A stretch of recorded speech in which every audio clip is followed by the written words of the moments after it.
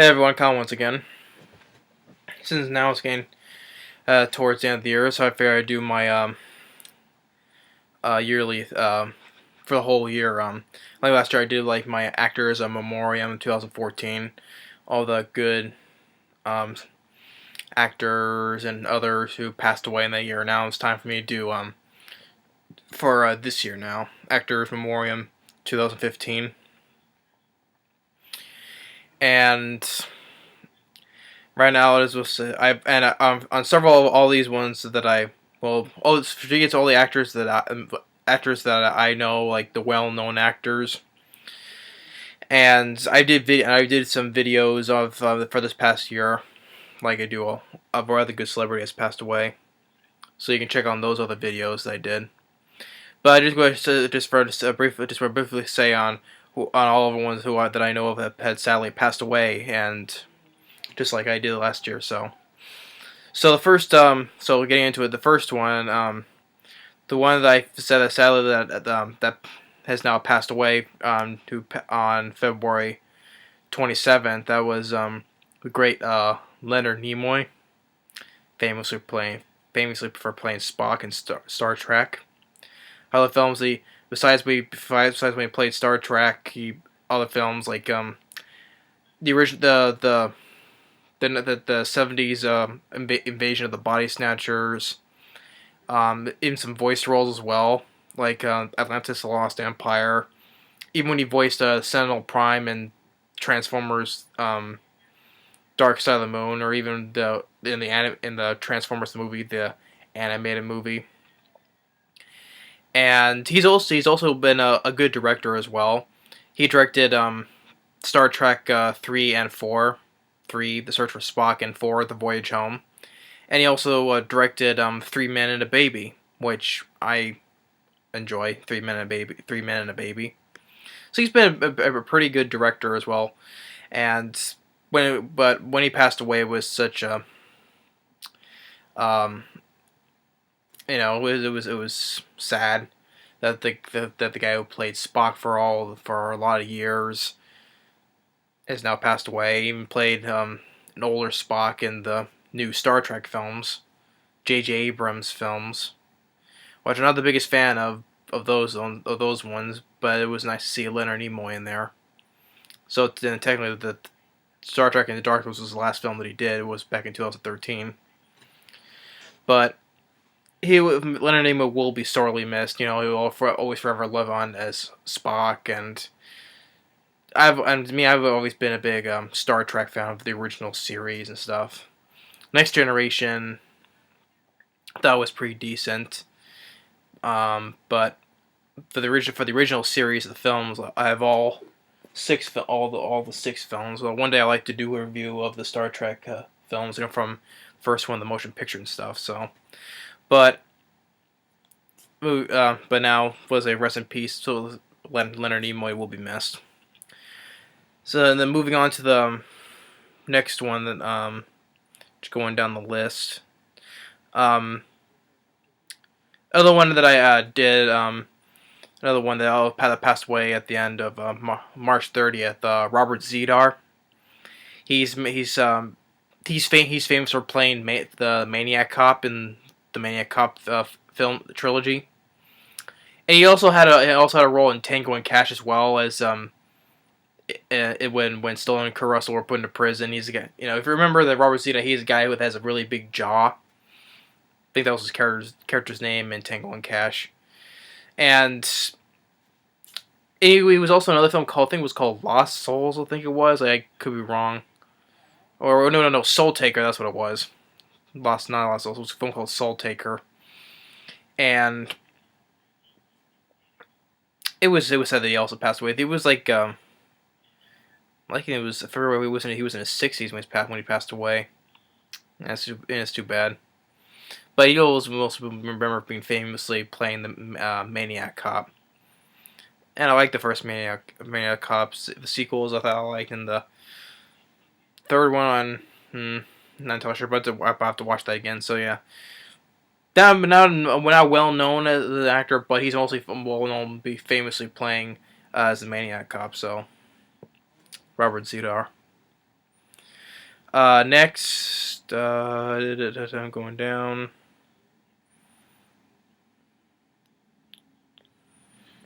Uh,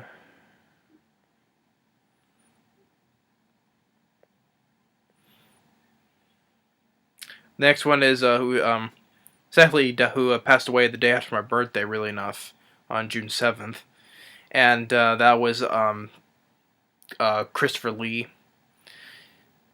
Everyone, he's starred in so many films like for like forever, over like past like I would say 50 years maybe. He's also playing Dracula in those Hammer horror films, and of course I remember playing I forget the character's name in the Lord of the Rings films, the White, the opposite of Gandalf the Grey, and of course playing Count Dooku in the prequel Star Wars films. But he's been in so many films. Finally, he kind of like a lot of the good films later on, like later on the years in the 2000s. But and he also I think it was played. I think he played James Bond villain. I think it was one of the Bond films. I can't remember. But Christopher Lee, he's a great actor, especially starring in those besides playing Dracula, he started like in those other horror films with Peter Cushing. He's been so many, and it was a sad time with that. Christopher Lee. He's a legendary actor, especially he also worked on a lot of films with Tim Burton as well. So Christopher Lee, he was in his 90s. So he lived a long life and starred in so many films. I would say the late Christopher Lee. I say he's a legendary actor. So, and he will be sorely missed. So Christopher Lee. Yeah, may he rest in peace. And that's what it was. I just remember I know he did play in a James Bond film. It was The Man with the Golden Gun. That's what it was. I remember he played a villain somewhere in one of those Bond films. So yeah, took me a second. It was The Man with the Golden Gun. So yeah, Christopher Lee. Next, now this one he's not an actor, but he's a well-known composer who did a lot of scores for a lot of films. And this was another tragic one that he died in a plane crash, I believe. Yeah, because I did a video of that. James Horner. James Horner has done a lot of scores on a lot of films.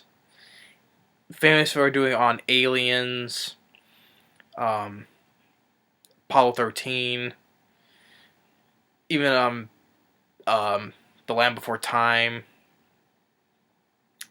And of course, I think because he worked on the score for a lot for James Cameron, like in Titanic and even Avatar. But he's done a lot. He's done work on so many. He's done music and scores on so many films, and it was such a tragic one that he died. And so I enjoy a lot of his scores. Especially I like his score. One of my favorite scores of his when it was in The Land Before Time and Aliens.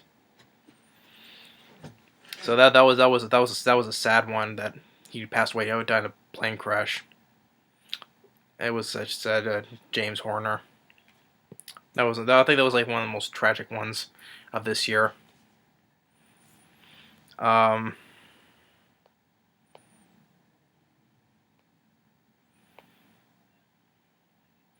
And of course, another one I've already said before. This one I thought was James Horner's death was a tragedy, but this one I just didn't expect. I just did not. Roddy Piper. I've already said when I did my the video of him, and then also when I did my autograph video. Roddy Piper. That was a big, to me. That was just a big, a punch for me, because. Like I said before, like it was like last December when I met him at the toy show, and it was great. It was such a great to meet him. He was cool and everything. Talking with him, and like I said before, how he gave us an opportunity to let my speak on the phone with my dad on the phone, would say, "Hey, this is Lance. This is Roddy Piper calling." My dad was happy about that, and it was so sad because then all of a sudden I met him as at the time when I met him, and all of a sudden later this year, at the end of July, he passed away, and I was like, he didn't seem like he had no problems. He looked like he was in good condition. It was like, oh, I think to me that's one of the most sad ones I've seen. The most sad ones I've heard of this year. I loved Roddy Piper, and especially. Well, I've already said, I keep on repeating the same thing on those other videos I talked about him, so I'm gonna stand on that one. So Roddy Piper, may rest in peace. That was another tragic one. I think the most one of this year, I would say, him and James Horner. And then another the famous movie director on August 30th passed away, Wes Craven.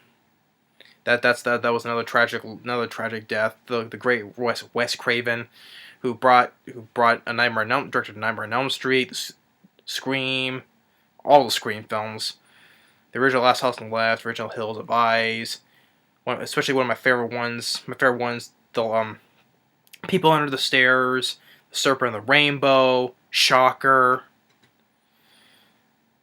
Well, of course, he had some bad films that he directed, like Cursed and My Soul to Take. Of course, the last one he directed was back in 2011. That was Scream 4, and that was the worst one in the franchise, sadly enough. But all the other films he's directed, I'm not the biggest fan of the original Hills of Eyes. I like the remake more, though. But I respect it. It was in retrospective of what he did back in the 70s. But he was a great director, and like one of the masters of horror films and stuff. He will be sorely missed. It was sad that he passed away. So a legendary director has now passed on. Um,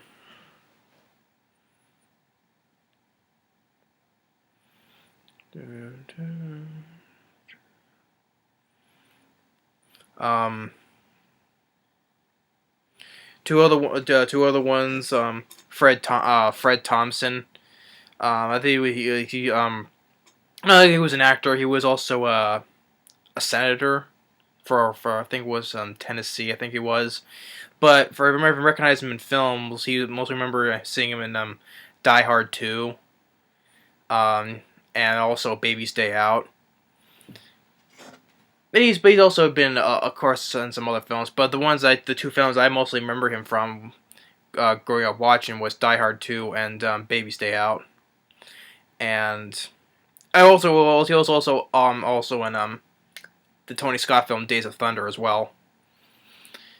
And that was another sad one, but I mostly remember from Die Hard 2 and Baby's Day Out. So Fred Thompson, and also another around that time we lost another good actor.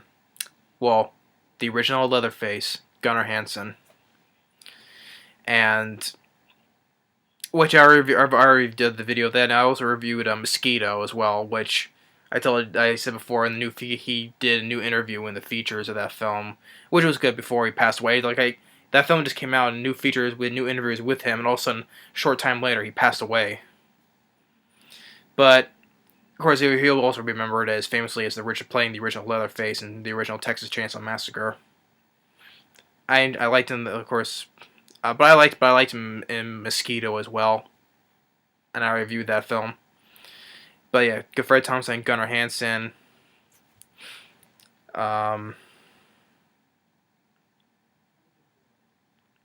There's another actor that my dad knows. He knows this actor more than I do. I've seen him honestly in a couple of films, but my dad knows him more than I do. But an actor named Robert Loggia.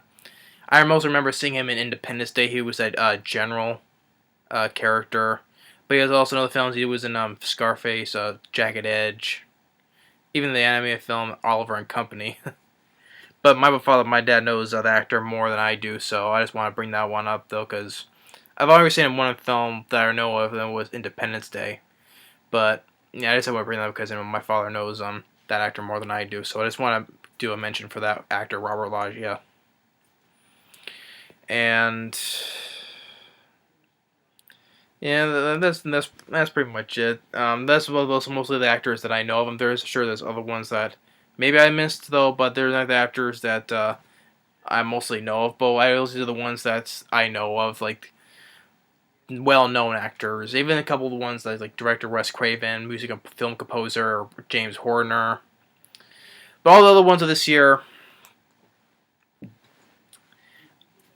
I just wanted to just, you know, that I know of. So, but I don't want to get everybody, otherwise it would take too long.